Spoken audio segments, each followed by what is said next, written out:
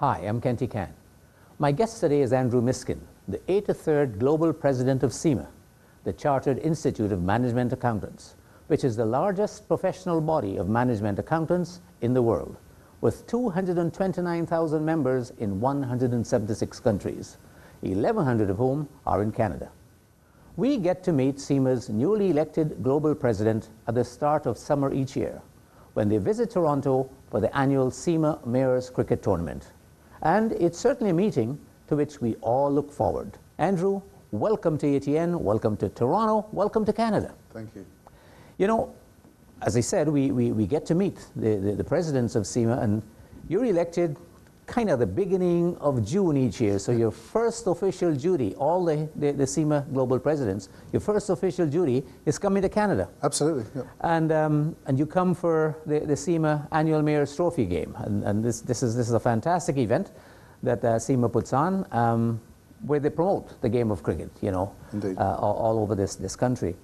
But before I get to the game itself, and one other thing I might point out, I think just about every time, and we've been doing this for years, you're the first CIMA global president that we've had a chance to chat with after the game has concluded, so that you've already been to the game, and so you'll be able to tell us what's happened there. Yep. You've been to Canada before, and you've been here as recently as a year ago. We have changes going on in this city, in this country all the time. You seen anything new, anything different that has struck you since you've last here?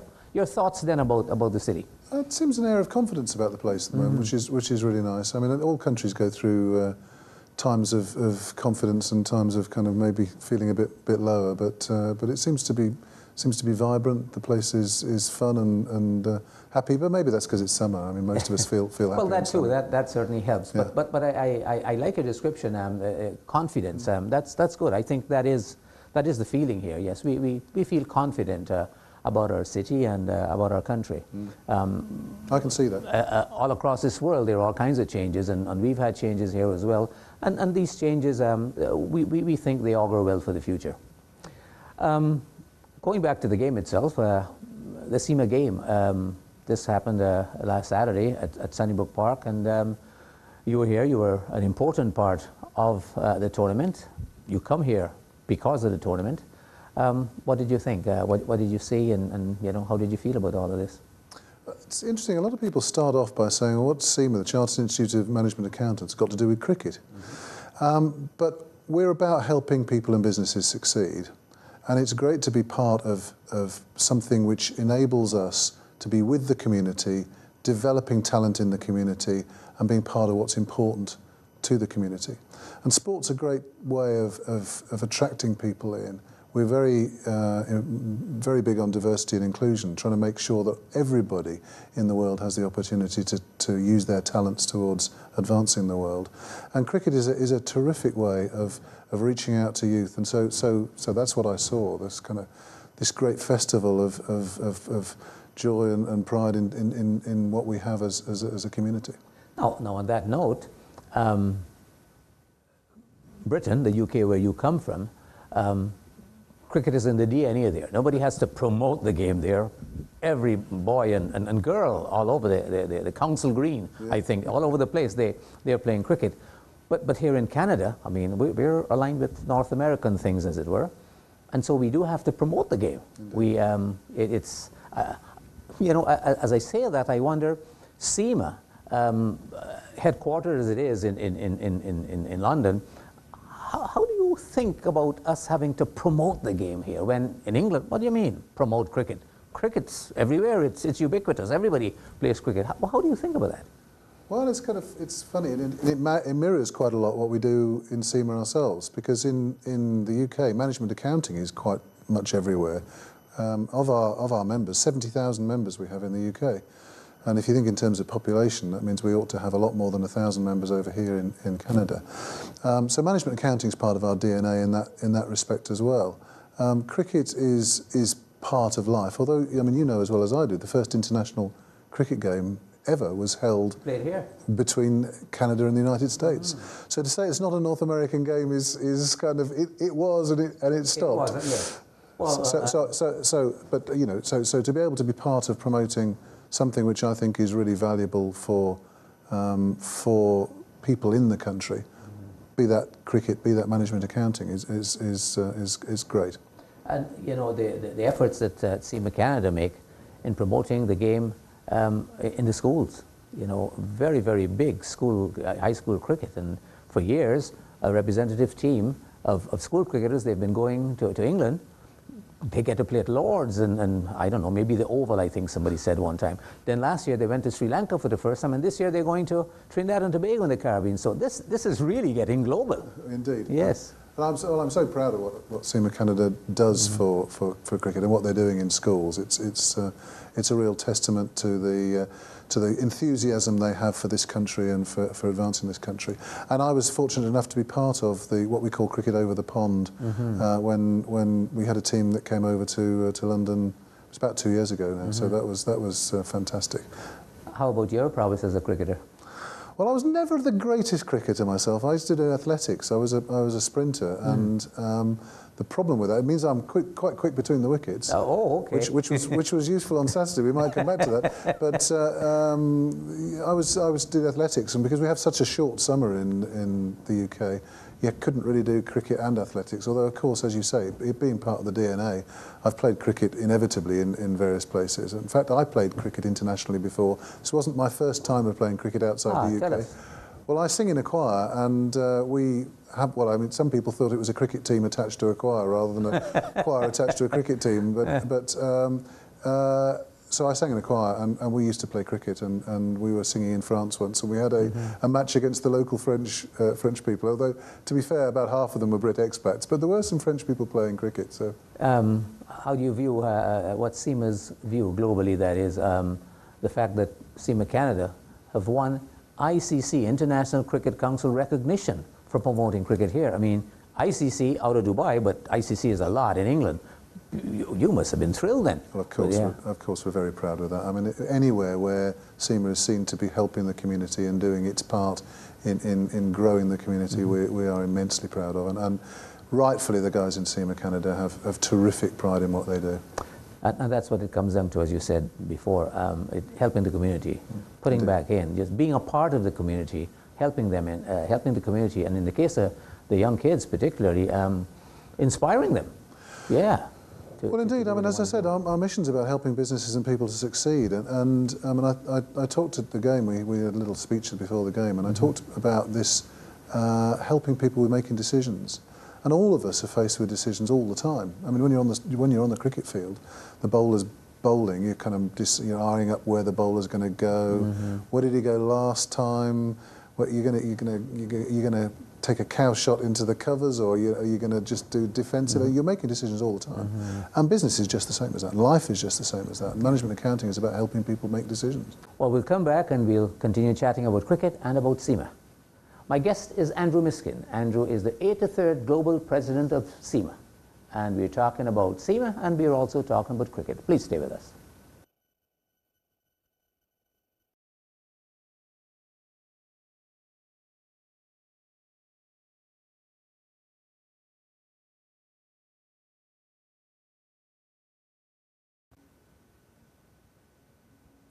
Welcome back with my guest, Andrew Miskin, the Global President of CIMA, the Chartered Institute of Management Accountants. Andrew, all the chapters of CIMA is all across the world, 176 countries. What are some of the activities similar to that CIMA Canada is doing in promoting cricket and other things? What are some of the other things that some of the other chapters do? I think one of the things I'd talk about is the business challenge that we held recently in Ukraine. My wife's Ukrainian, and I lived in Ukraine through the recent revolution there, and I'm very passionate about helping that country to succeed. And we held recently a business challenge, which is where 104 different teams of students from right around Ukraine came together in Kiev to present their conclusions about a business problem we'd given them. And the atmosphere was absolutely fantastic, and there were these young people thinking about things, working together, really exploring the world of business, and that was terrific. So that's another example of the sort of things we do to try and help communities around the world. Now, you've got a wealth of consulting experience, as I understand it, consulting with businesses and organizations in many, many different areas. Certainly in finance, but many different types of companies. Indeed. But then let me throw this question out to you. How does a Cambridge University graduate, a graduate in engineering, who started out as an industrial engineer or worked in industrial engineering with a company like Michelin and then ExxonMobil, get into financial accounting and getting into consulting with all these businesses on financial matters? Well, I'd been an engineer working in business for about 10 years, and strangely at that time, the City of London deregulated. And what happened when the City of London deregulated? All the accountants got pulled out of businesses because there were these great jobs in the city. So my boss said to me, well, you know, wouldn't you like to look after the business analysis group in Foley Refinery, as it was, an oil refinery in the UK?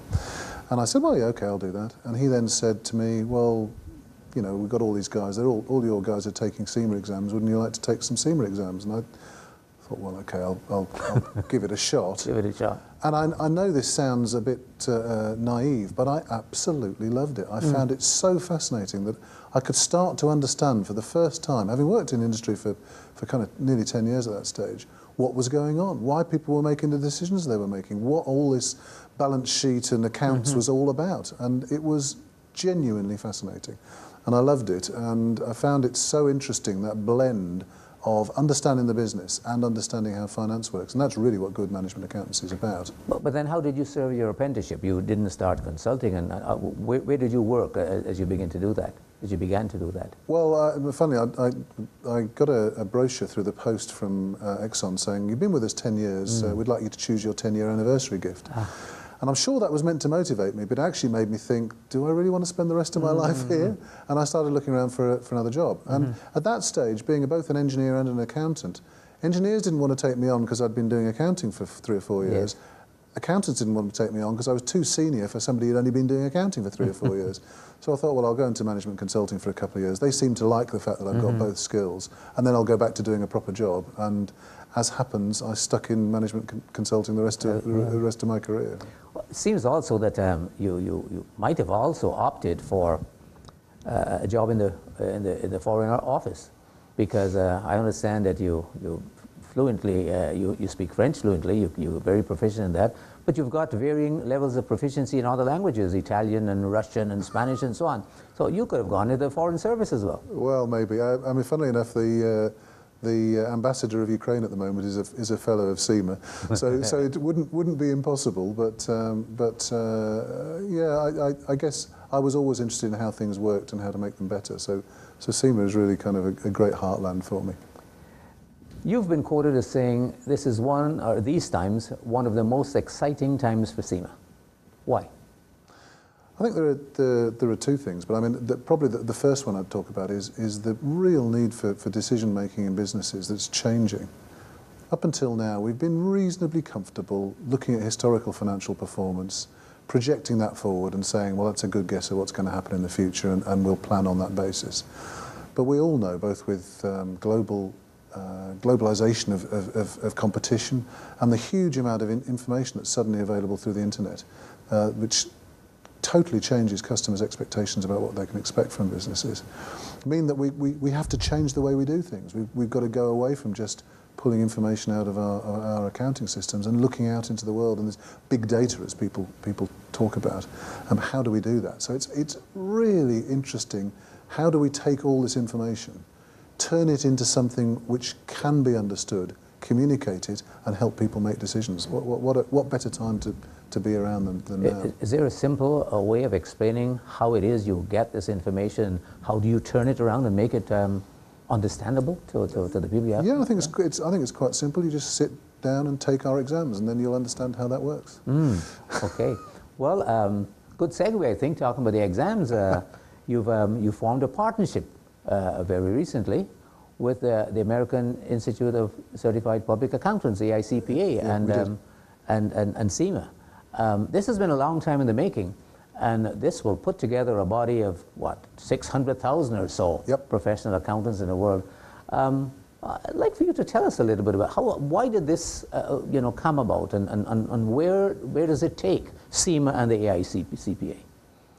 So some years ago, the AICPA was looking at how to serve its members in business better. Because the AICPA's heartland has been in the big public practice firms in and around audit and so forth. But they have 150,000 members who are in business, not in public practice. And they wanted to serve them better. They tried one or two attempts, but they decided, and understandably, the best thing they could do was to find a world-class management accounting body to deal with that. And they came to us and chose us. And we started a sort of association with them, joint venture with them, about three, 4 years ago, which has gone very well. We've developed together real capital around what management accounting is. We've released this thing called Global Management Accounting Principles that was reviewed in over 40 countries before we made it final. And that's a terrific statement about where management accounting is and where it's going. And what we decided, it was the time to go to the next step, where essentially we merge all of our operations, strategy and management into a single association.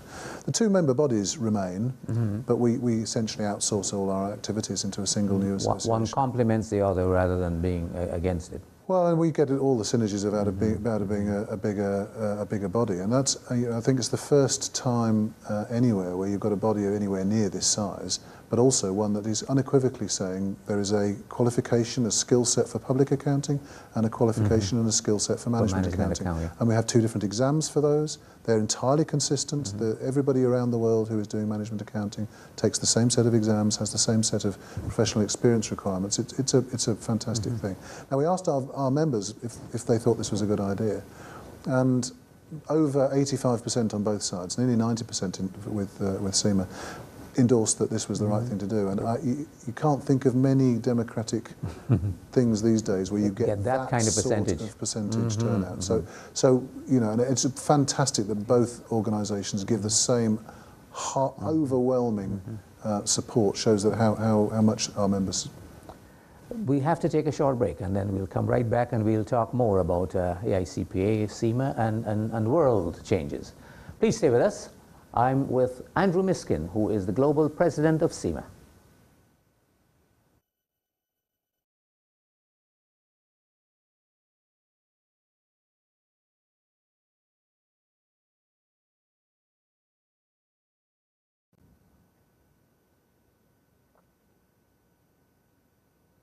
Welcome back with my guest, Andrew Miskin, Global President of CIMA, the Chartered Institute of Management Accountants. Andrew, there's no denying, all across the world, whomever you meet, whomever you ask, they'll say the world is changing. The world is changing. The world has changed, and it continues to change politically, in terms of climate change, socially, culturally, everything. The world changes. It's changing all the time.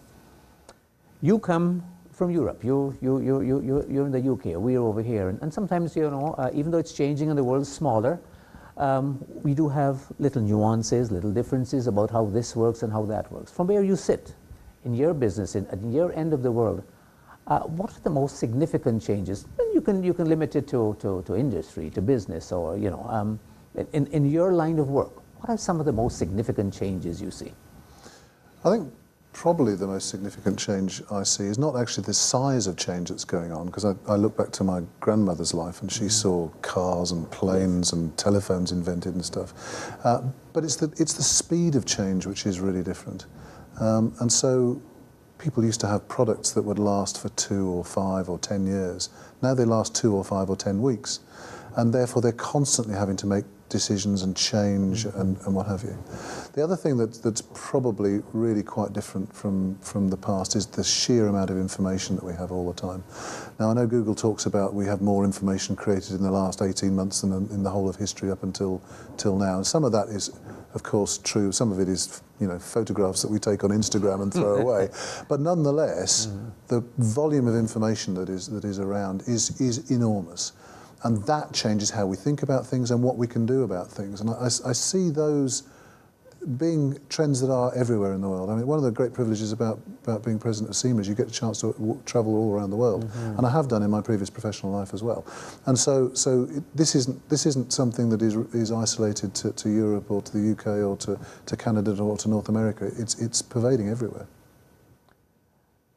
Your year in office, and CIMA presidents, their tenure is a year, because you have your hierarchy and your standing. What's your focus? What are you thinking of? What are you doing in this year? What are you keying in on? What changes you plan to make? Well, interesting. I think one of the most important things is to keep some continuity in place. And my predecessor, Miriam Madden, had a real focus on diversity and inclusion. And I think, and understandably, as a female president of the organisation, I certainly want to keep our theme on that. I think diversity and inclusion is such an important part of making the most out of our talent in the world that really matters to me. I guess the other thing I would say is truly making our organisation global. Now we've come together with the AICPA and are creating this association. This gives us the platform not just to be in North America, not just to be in the UK and let's say some of the former the current British Commonwealth, but to truly be global and to be talking with people in France and Germany and Japan and the other kind of G7 and G20 countries. That's where we're going to set off. And we're not going to get there this year, to be fair, but that's the direction we're going to set off in. Again, we're here because of CIMA Canada and the additional work they do in the community, and that is promoting cricket amongst the schools and amongst people of all ages, men and women, boys and girls. But in addition to that, and the relationship with CIMA globally and with CIMA Canada, in terms of your professional relationship, how does that work? How do you, CIMA's head office level, how do you relate with CIMA Canada? Well, we're one body globally. There's no distinction between how we treat any of our people. But what we do is support what CIMA Canada is doing, and we have such a great group of members here. As you know, in every October they have an annual conference which attracts 500-600 people, and I'm very pleased to say I'm coming back to that at the end of October. I'm really looking forward to that. I'm going out to Calgary to visit some people in Alberta. So our intent is to support what the members here are doing. And of course we provide some materials and things, but it's mostly down to the enthusiasm, commitment and terrific energy of our local people that makes CIMA in Canada what it is. Well, as you take leave of each other now, what are you going to be telling the folks back in England about the standard of cricket you've seen here on Saturday? There was some interesting cricket from the celebrity match, I have to say. Some you saw Amir competent open the batting. Some interesting, absolutely. And he did good. He retired not out after scoring one. Which is more than I did, because I got run out because we were trying to score 8 off my ball. Off the last ball. Off the last ball. But no, I mean it was terrific. But then actually looking at the guys who were playing cricket, what a high standard of cricket that was, and it was very, very enjoyable. I loved because when it got to some of the serious games, I mean, guys play seriously to win, and so and our grounds, what do you think about the grounds you saw? They were amazingly good. I was incredibly impressed with the grounds. They're as good as anything you'd find in England. Listen, Andrew, we are so happy that you were able to come over, and we look forward, as I said, to CIMA Global Presidents coming and see us every summer. We know that when we see you, it's the beginning of summer. Cricket's in the air, okay? Thank you so much for your welcome. We're glad that you were able to take the time to come in and chat with us. And as always, good luck to CIMA, both Canada and CIMA globally. Thanks for coming. Thank you. Thank you. My guest has been Andrew Miskin, the 83rd Global President of CIMA, the Chartered Institute of Management Accountants. For the Asian Television Network, I'm Ken Peake.